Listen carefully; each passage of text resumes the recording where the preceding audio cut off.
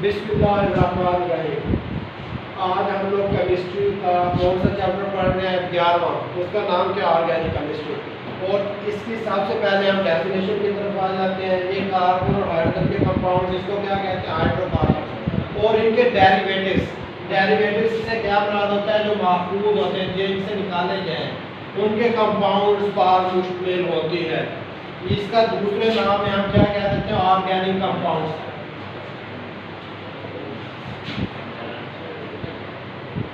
Organic compounds और इनके derivatives का मुताला हम केमिस्ट्री की शाख में करते हैं, ऑर्गेनिक केमिस्ट्री के अंदर करते हैं। आप फिर ऑर्गेनिक कंपाउंड्स की डेफिनेशन की तरफ आ जाते हैं।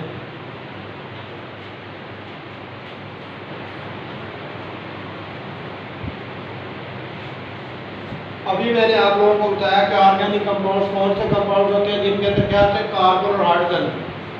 अब हाइड्रोकार्बन जिनके अंदर पाए जाते हैं। तो अब यहाँ पे हम मिसालों की तरफ आ जाते हैं। C6H12O6 किसका फार्मूला है? ग्लूकोज का फार्मूला है। अब इसमें कार्बन और हाइड्रोजन दोनों पाए जाते हैं। अब हम कुछ और दूसरे एलिमेंट्स की तरफ आते हैं जिसके अंदर कौन कौन सी चीज़ें, जैसे कार्बन डाइऑक्साइड है, कार्बन मोनोऑक्साइड है, और इसके अलावा पानी H2O। क्या ये ऑर्गेनिक कंपाउंड्स हैं? ये ऑर्गेनिक कंपाउंड्स नहीं है। क्यों नहीं है? क्योंकि इनके अंदर दोनों at the same time, carbon और हाइड्रोजन दोनों एक ही वक्त के अंदर मौजूद नहीं है। तो इस वजह से ये क्या है? इनऑर्गेनिक कंपाउंड्स हैं। आप आ जाते हैं ऑर्गेनिक कंपाउंड्स को हम किसकी मदद से ज़ाहिर करते हैं? फार्मूलाज की मदद से।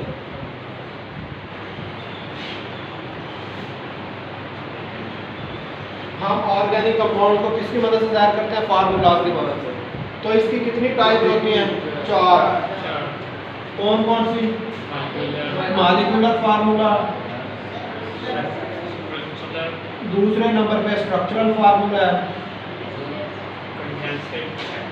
कंडेंस्ड फार्मूला,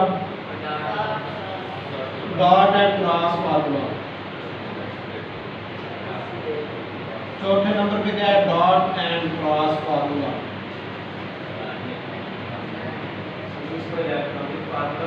हाँ, इसको इलेक्ट्रॉनिक फार्मूला भी कहते हैं। अब ये मॉलिक्यूलर, स्ट्रक्चरल, कंडेंस्ड, डॉट और क्रॉस फार्मूला या इसकी तरफ आने से पहले हम किसकी तरफ आ जाते हैं? आप लोगों को पता होना चाहिए कि अब मॉलिक्यूल्स की क्लासिफिकेशन, इसके अंदर ऑर्गेनिक केमिस्ट्री के अंदर आप लोगों को पता होना चाहिए कि आप लोगों को मैंने अभी बताया कि इसके अंदर कौन कौन सी 2 चीज़ें शामिल हैं? कार्बन और हाइड्रोजन। तो अब कार्बन के नंबर के लिहाज से जो मॉलिक्यूल्स हैं, अब जैसे सबसे पहले CH4, ये किसका फार्मूला है? ये CH4 जो है, ये किसको कहते हैं? मीथेन। और इसके बाद ये इसमें कार्बन के कितने एटम्स हैं? 1। हाइड्रोजन के 4। इसके बाद दूसरे नंबर पे आ जाता है C2H6, इसको कहते हैं ईथेन। जैसे आप लोग रियाजी के अंदर गिनती होती है, वैसे ही ये आप लोगों को पहले इसका पता होना चाहिए। ये क्या है? किसका है? मीथेन। उसके बाद तीसरे नंबर पे प्रोपेन होता है, C3H8, C4H10, ये ब्यूटेन है।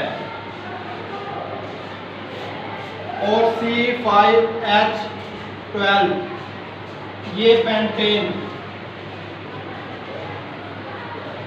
C6H14, hexane. C7H16, heptane. C8H18, इसको ऑक्टेन। इसके बाद C9H20, इसको क्या नाम देते हैं? नोनेन।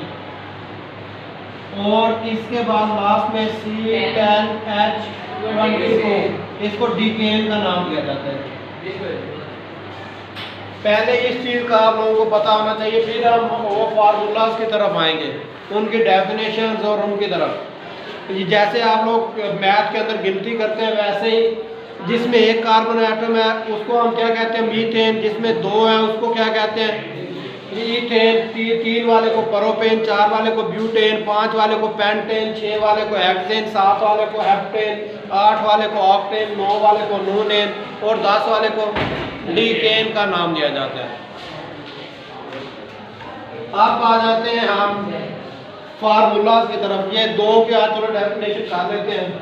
अब मॉलिक्यूलर फार्मूला, वो फार्मूला जो actual number of an atoms in molecules, जो किसी एटम में जो किसी मॉलिक्यूल में एटम्स की हकीकी तादाद को ज़ाहिर करता है, क्या कहलाता है मॉलिक्यूलर फार्मूला।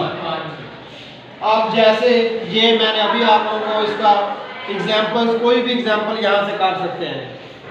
अब C3H8 किसका है प्रोपेन, C3H8 किसका है प्रोपेन का, ये एग्जांपल कर रहे हैं। C5H12 पेंटेन का है, CH4 मीथेन का, कोई भी एग्जांपल आप कर सकते हैं।